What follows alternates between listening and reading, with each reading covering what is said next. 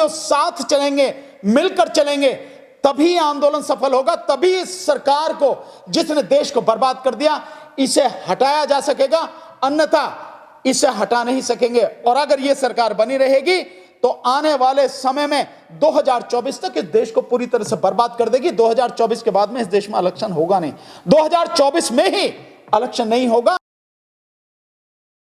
मिट्टी में मिला दिया, कहीं और रुपए नहीं दिए। इसके अलावा सैनिकों के बीच में जिस तरह का भेदभाव किया जा रहा है, सैनिक जिस तरह से पीड़ित हैं, उनको एमएसपी और इसके अलावा उनका कैंटीन का मतलब, उनके जो ईसीएचएस, जो उनका जो सीजीएचएस की तरह जो मेडिकल की, वो कितने ही उनके मुद्दे हैं जो भेदभाव उनके साथ में है, जो उन्हें नहीं मिला सैनिकों का, ये हमारा मुद्दा है। इसके साथ अर्धसैनिक बल, जो अर्धसैनिक बल सेना की तरह ही लगभग काम करते हैं, चाहे वो सीआरपीएफ हो, चाहे बीएसएफ हो, चाहे आईटीबीपी हो, और चाहे एसएसबी हो, और चाहे इसके साथ में आपका असम राइफल्स हो, ये लगभग सेना की तरह काम करते हैं। तो इनको सेना की तरह सुविधाएं क्यों नहीं हैं? उसी की तरह उनको, अगर वो लड़ाई के समय में शहीद हो जाते तो शहीद का दर्जा क्यों नहीं है? और इसके अलावा उनकी और बहुत सी चीजें हैं। आगे आने वाले समय में हम एक एक मुद्दे को पूरी डिटेल में सब लोगों को बताएंगे। ये हमारा एक मुद्दा है अर्धसैनिक बलों का।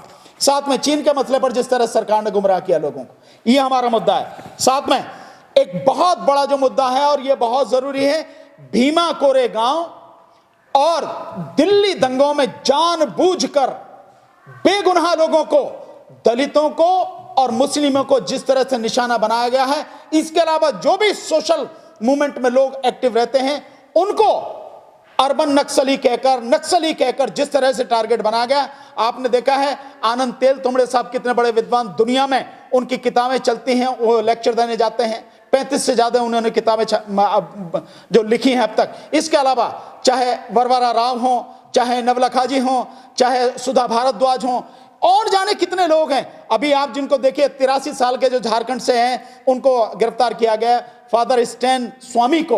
83 साल के बुजुर्ग, एक व्यक्ति जो आके केरल में रहता था, यहाँ के आदिवासियों में काम किया, 50 साल से आदिवासियों में काम करा, 83 साल की उम्र में उसको गिरफ्तार किया गया।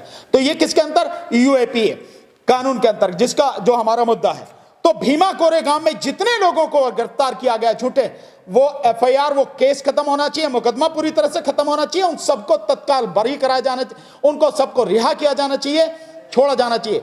इसके अलावा जो दिल्ली दंगों में है, दिल्ली दंगों में टारगेट करके जिस तरह से फंसाया गया है लगभग 2000 लोगों को, और विशेषकर मुस्लिम लोगों को, मुस्लिम समाज के लोगों को, वही तो पिटे, वही मरे, उनके खिलाफ एफआईआर और उनको जेल में, ये भी हमारा एक मुद्दा है।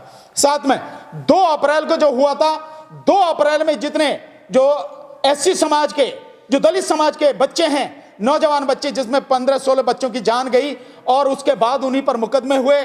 जो लोग गोली चला रहे थे, सब ने वीडियो देखी, उनके खिलाफ कुछ नहीं हुआ। तो 2 अप्रैल के जो मुकदमे हैं, वो सारे मुकदमे वापस हों, और उन बच्चों को सबको बरी किया जाए, रिहा किया जाए। श्रम कानूनों को जिस तरह से सरकार ने खत्म किया, वो श्रम कानून भी हमारा एक मुद्दा है, क्योंकि इस कोरोना की आड़ में उसने, भारत सरकार और राज्य सरकार सब ने, किसान जो मजदूर हैं, उन मजदूरों को पूरी तरह से उद्योगपतियों के भरोसे पर, उन जो उद्योगपतियों की उस पर मर्जी पर छोड़ दिया है। वो चाहे जो करें, 9 घंटे काम लें, 12 घंटे काम लें, उनको दें ना दें, मेडिकल फैसिलिटी, उनकी काम करने का जो माहौल, सब कुछ खत्म कर दिया। इसके अलावा जो ये जो सारे हैं, ये हमारे मुद्दे हैं। और स्वास्थ्य सेवाएं, आपने देखा होगा जो स्वास्थ्य सेवाएं हैं, किस तरह से स्वास्थ्य सेवाओं का पूरा जो हालत है आपके सामने है। अस्पतालों में कोरोना के अलावा किसी चीज का इलाज नहीं हो रहा, और मंत्री हो या अधिकारी हो बड़ा, वो कहां जाता है इलाज कराने के लिए? प्राइवेट में। अरे जब सरकारी हॉस्पिटल तुमने बनाए हैं, सरकारी हॉस्पिटल हैं, सरकारी हॉस्पिटल्स में इलाज क्यों नहीं कराते आप? क्यों प्राइवेट हॉस्पिटल्स में जा रहे हैं? तो ये जो स्वास्थ्य सेवाओं की हालत है, और कोरोना के अलावा किसी का इलाज नहीं हो रहा, इससे भयानक स्थिति और क्या होगी? ये हमारे सारे मुद्दे हैं। इन मुद्दों को लेकर हम पूरे देश में जन आंदोलन करेंगे। इस जन आंदोलन की शुरुआत हम 26 नवंबर यानी संविधान दिवस के अवसर पर हम शुरुआत करने जा रहे हैं।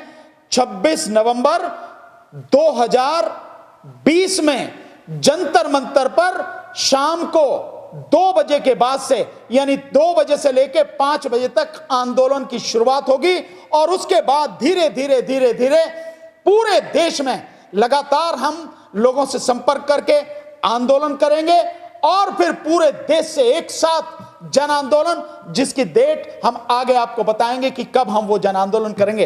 हालांकि ये कोरोना की वजह से नहीं, हम तो उस आंदोलन को करने वाले थे 26 नवंबर को ही, ऑलरेडी इसको पहले से करते, पर इसकी वजह से वो थोड़ा सा मामला डिले हुआ है। तो 26 नवंबर को शुरुआत की जाएगी और पूरे देश में जन आंदोलन, पूरे देश में अलग अलग से एक साथ इस देश की दिल्ली की राजधानी, दिल्ली को जो देश की राजधानी है, इसको पूरी तरह से जाम करने और घेरने के लिए सड़क पर पैदल चलकर आंदोलन किया जाएगा। ये आगे सारी चीज रहेंगी। और सिर्फ एक बात, इस आंदोलन में जितने भी सामाजिक संगठन हैं, सामाजिक कार्यकर्ता हैं, अच्छी सोच रखने वाले राजनीतिक लोग हैं, राजनीतिक पार्टियां हैं, उन सब से मेरा निवेदन है, सब मिलजुल कर इसमें हमारा साथ दीजिए। साथियों, साथ चलेंगे, मिलकर चलेंगे, तभी आंदोलन सफल होगा, तभी इस सरकार को, जिसने देश को बर्बाद कर दिया, इसे हटाया जा सकेगा, अन्यथा इसे हटा नहीं सकेंगे। और अगर यह सरकार बनी रहेगी तो आने वाले समय में 2024 तक इस देश को पूरी तरह से बर्बाद कर देगी। 2024 के बाद में इस देश में इलेक्शन होगा नहीं, 2024 में ही इलेक्शन नहीं होगा अगर इस सरकार की नीतियों के खिलाफ जन आंदोलन खड़ा नहीं किया गया। तो इसलिए जो आंदोलन है, इसका एक मुख्य उद्देश्य रहेगा, प्रधानमंत्री नरेंद्र मोदी जी लोकसभा को भंग करें, इस्तीफा दें और बैलेट पेपर से दोबारा लोकसभा के चुनाव कराएं। यह हमारा मुद्दा रहेगा। अब मैं आपसे चाहूंगा कि आप जो भी प्रेस के साथी हैं, आप जो सवाल पूछना चाहें, आपके मन में जो सवाल हो आप पूछें, हम उसका जवाब देंगे। जिस तरीके से भानु प्रताप की अभी आपने देखा, काफी सारे हजारों लोग जेलों में डाल दिए इसी एनआरसी को लेके, क्या वो सामाजिक संगठन आपका साथ दे पाएंगे इस बात को लेके? देखिए, मैं ये मानता हूं कि ये लड़ाई केवल मेरी नहीं है, या आदरणीय डॉक्टर विजय कुमार साहब की नहीं है, या आदरणीय हिजम राजन सिंघा साहब की नहीं है, या आपकी नहीं है। ये लड़ाई किसी एक व्यक्ति, किसी एक संगठन की नहीं है, किसी एक पार्टी की नहीं है, ये पूरे देश की है। हर संगठन की, हर सामाजिक कार्यकर्ता की, हर राजनीतिक पार्टी की, हर राजनीतिक व्यक्ति की है। तो मैं मानता हूं कि सबको इस आंदोलन में मिलजुल के साथ देना चाहिए। हम इसकी शुरुआत कर रहे हैं, लेकिन हर साथी से हमने पहले भी जिस 2 भी आंदोलन किए हैं, लोगों ने साथ दिया है, संगठनों ने साथ दिया है। तो हम ये चाहते हैं कि उसमें अपना झंडा, अपना बैनर, अपनी आइडेंटिटी लेके लोग आए, साथ दें, मन से साथ दें और सब मिलजुल कर इस देश को बचाएं, इस देश के संविधान को बचाएं, इस देश की जनता को बचाएं उन क्रूर हाथों से, उन बेरहम और बेदर्द हाथों से जिन्होंने इस देश को बर्बाद कर दिया है, जिन्होंने इस देश में लोगों की पीड़ा को बढ़ाया है। तो हमारा सबसे निवेदन है कि सब लोग साथ दें। सर, जन आंदोलन का जो आप कह रहे हैं, जन आंदोलन करेंगे, जन आंदोलन का प्रारूप क्या होगा? देखिए, जन आंदोलन का प्रारूप आप जानते ही हैं। शुरुआत एक होती है, एक प्रदर्शन से शुरुआत होती है और उससे पहले पूरे देश में जगह जगह, हर शहर, हर गांव में जाके कोशिश की जाती है लोगों को समझाने की, लोगों को इकट्ठा करने की और उन सबको इकट्ठा करके सड़क पे आंदोलन करने की। जन आंदोलन का ये है और लोगों को यह समझाना है कि इस देश की दुर्गति का कारण क्या है, इस देश की दिक्कतों का कारण क्या है। इस देश में इतनी पीड़ा है, इतने साधन संसाधन होते हुए भी, खनिज संपदा के होते हुए भी, इतनी अनमोल और रिच धरोहर होते हुए भी देश बर्बादी के कगार पर है। देश की 80% आबादी भिखारी बन चुकी है। अगर सरकार के ही आंकड़े देखें तो सरकार 81 करोड़ लोगों को दे रही है ना 5 किलो अनाज और 1 किलो चना, तो आप इससे स्थिति का अंदाजा लगा सकते हैं। और मैं तो कह रहा हूं कि 100 से 110 करोड़ लोगों की हालत इस देश में बहुत बुरी है। इसलिए जगह जगह जाकर, गांव, शहर, मोहल्ले में लोगों को समझाकर, आप जैसे मीडिया के साथियों के माध्यम से जो अपनी जहां मीटिंग करते हैं उनकी वीडियो बना के, और इस तरह से फेसबुक और जितना भी सोशल मीडिया है उस सबके माध्यम से, क्योंकि जो गोदी मीडिया है वो तो देश की बर्बादी में लगा हुआ है, वो तो सरकार की गोदी में बैठा, वो तो करेगा नहीं। तो आप जैसे सोशल मीडिया के साथी हैं, आप सबका साथ लेके आप सबको जानकारी देके और आपसे ये रिक्वेस्ट करके कि ये जानकारी लोगों तक पहुंचाएं, इस तरह से हम इस आंदोलन को करने की कोशिश। बड़ी सवाल से मंच से कहते हैं 15 साल जंगल राज के बारे में बाप से पूछो, जनता से कह रहे हैं, कैसे देखते हैं? देखिए, नीतीश कुमार जी की बौखलाहट आपने बहुत तरीके देखी होगी, आज किसी से छुपा नहीं है। नीतीश कुमार जी जिस निम्न स्तर पर इस चुनाव में उतर चुके हैं, जो भाषा वो बोल रहे हैं, जो व्यक्तिगत आरोप व्यक्ति पर, परिवार पर वो लगा रहे हैं, मैं समझता हूं एक मुख्यमंत्री को यह शोभा नहीं देता। और ये जो चीज है, यही इस बात का द्योतक है, इस बात का प्रमाण है कि बिहार में जिस तरह से आपको माहौल दिख रहा है और इनकी बौखलाहट दिख रही है, विशेषकर नीतीश कुमार की और बीजेपी की, आप इससे समझ सकते हैं कि बीजेपी का, नीतीश कुमार का बिहार में सुपड़ा साफ है। और ये मैंने जैसे बताया कि अब यहां की नहीं, ये पूरे देश का माहौल है, ये पूरे देश में जनभावना ये बन चुकी है। इस जनभावना को एक सूत्र में पिरो के और इसको एक रास्ता दिखाना है, बस इतना ही काम है।